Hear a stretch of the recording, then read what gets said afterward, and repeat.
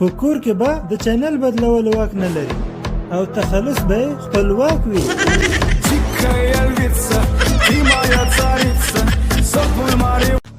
ښځه باید دومره غټه نه وي چې په کمبل کې نه ځایږي او دومره نری هم باید نه وي چې په کمبل کې پسې ګرځي.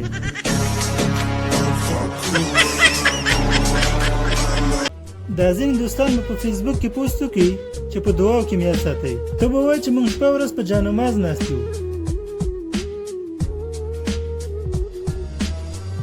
میلمانه دې خدای هر وخت راولي خو له خپل چارجر سره. په خارج کې چې واده کوي نو یوازې نجلۍ به راځي کې او واده به وکړي او زمونږ په ملک کې اول نجلۍ بیا یې پلار بیا یې مور بیا یې ورور بیا یې خور بیا یې خپلوان.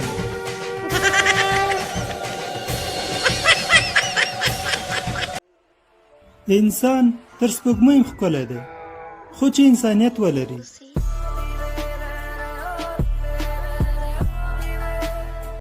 د یو انسان انسانیت هغه وخت ختمیږي کله چې هغه ته د نورو په تکلیفونو خندا ورشي. استادان مې ټول را باندې ګران دي خو د ریاضي استاد مې بیا بیخي ډېر خوښېږي چې څنګه به سیم ته راننوت راته وویلې احمد وځه.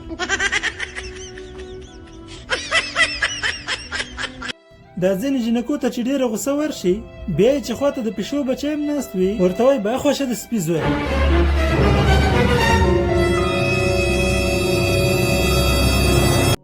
هلک د نکاح په وخت د جنۍ د عمر پوښتنه خامخا کوي خو د زنا په وخت یې نه کوي. نو مهرباني وکړئ د خپلو اولادونو جامو ته ځانګړې پاملرنه وکړئ.